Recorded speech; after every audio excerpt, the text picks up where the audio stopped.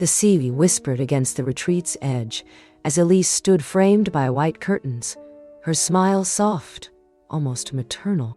She watched a younger woman approach, nervous, beautiful, unaware. Her name was Kyra, and she had no idea Elise already knew everything. The affair, the texts, even the hidden nickname in her husband's phone. Elise opened her arms in welcome. "We're all here to heal," she said, voice like silk.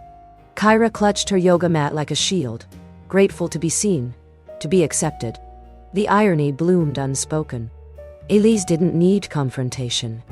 She needed patience. Because revenge, when folded into kindness, becomes unforgettable.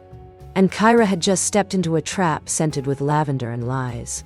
Later, they sat across from each other, legs folded in lotus, incense curling between them. Elise spoke about trauma, about betrayal, about the ache of not being enough. Every word was true, just not in the way Kyra assumed. Kyra's eyes shimmered. She thought she was bonding with a kindred soul. Elise shared stories, edited, sharpened, designed to mirror Kyra's guilt. "You ever feel like you destroyed something without meaning to?" Elise asked, voice trembling on command. Kyra nodded, finally whispering, "Yes, it was the first confession." Elise smiled, comforting her with a touch to the hand. The spider never rushes the web, but once the thread tightens, it doesn't let go. That night, when the retreat center slept under stars and sea breeze, Elise moved like a ghost. She slid into the main hallway, silk robe trailing, and adjusted the angle of a hidden camera nestled beneath a decorative fern. She didn't need evidence. She already had it. What she wanted now was performance. She checked the feed on her tablet. Hallway, studio, the guest room where Kyra now slept soundly. Elise wasn't documenting infidelity anymore. She was curating guilt, setting a stage where Kyra would play the role Elise had written. The broken woman desperate for forgiveness. And when the truth came out, as it always does, who would the world believe? The gracious wife, or the sobbing girl who thought she'd found sanctuary? Kyra woke in the middle of the night, heart racing, phone buzzing softly in her hand.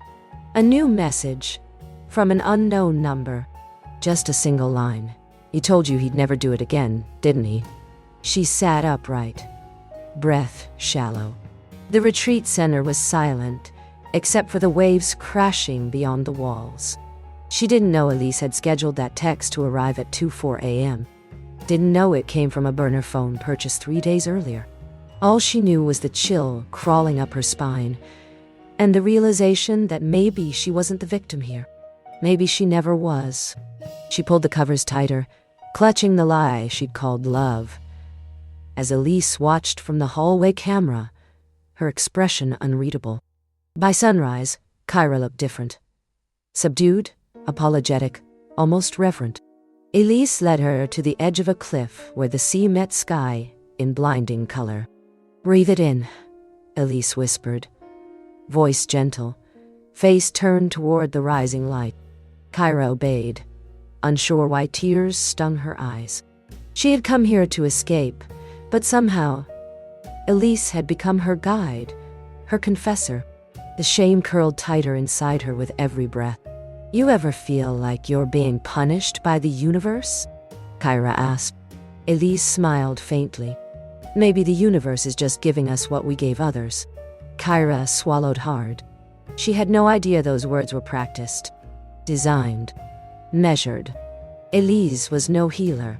She was a puppeteer, and the strings were invisible. That evening, Elise led a group meditation.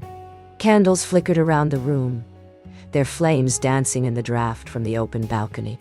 Her voice flowed over the circle like a hymn, serene and slow.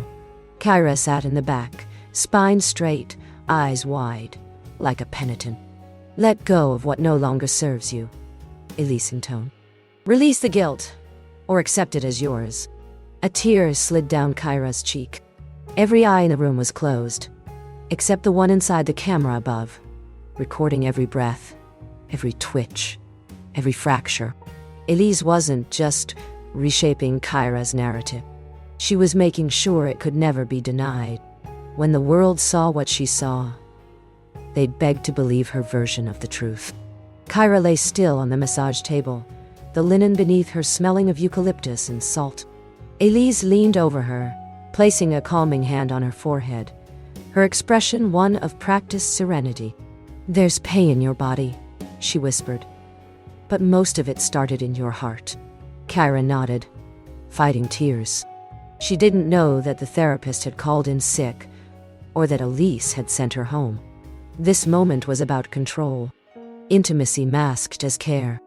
Every touch, a tether. Elise worked her fingers slowly across Kyra's temples, speaking of emotional release, of karmic weight. And as Kyra exhaled, Elise smiled, knowing each sigh was another step closer to the collapse. Sometimes, the deepest invasion doesn't come with cruelty. It comes with kindness sharpened to a knife's edge.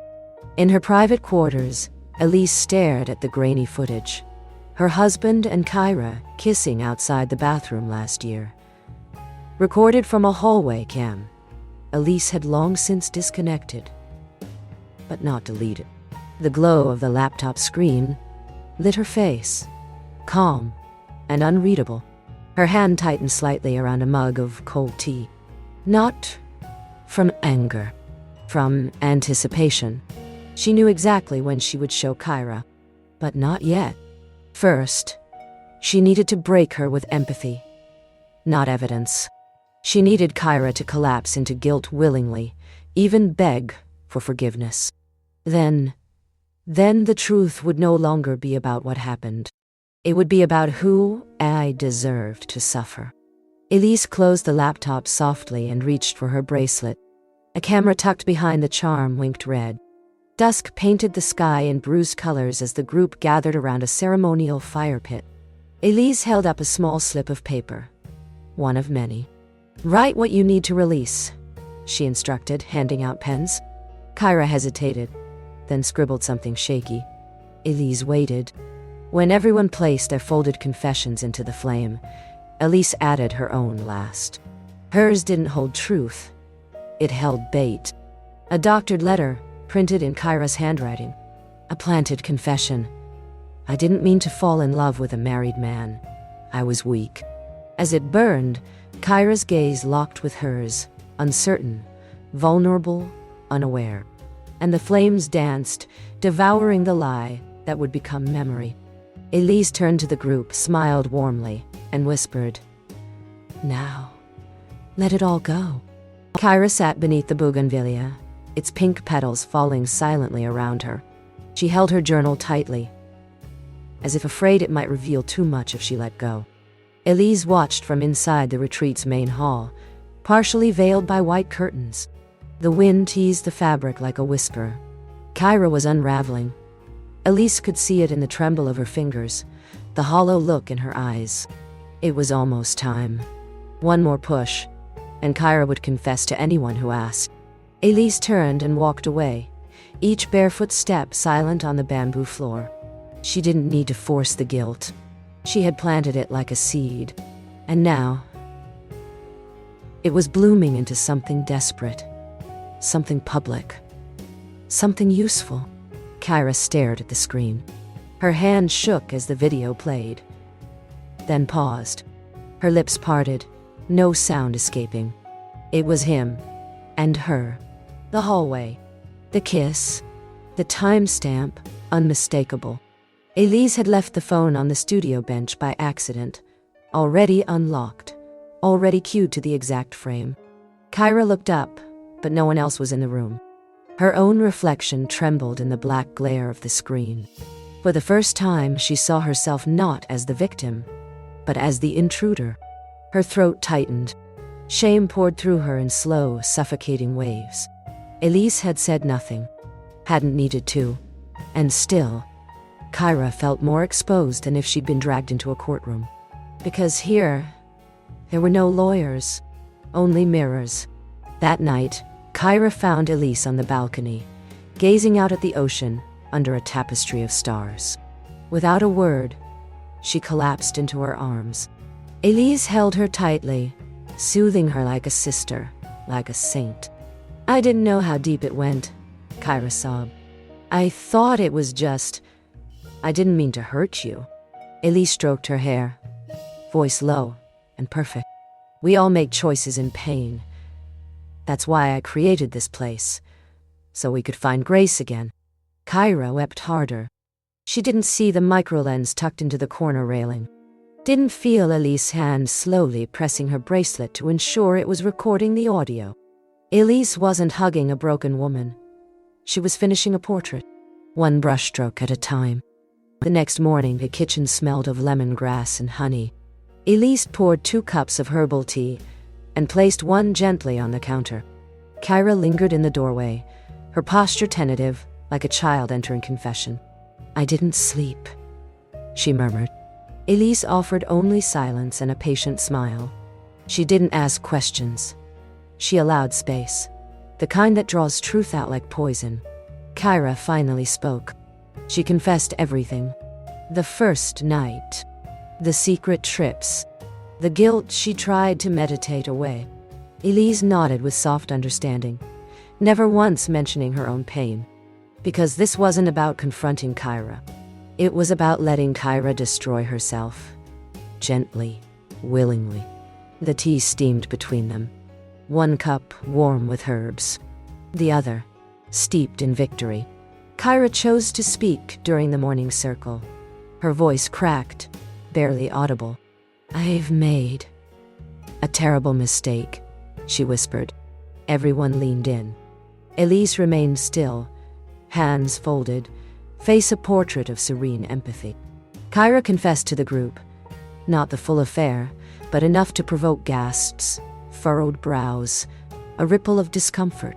She spoke of betrayal, selfishness, and shame. No one interrupted.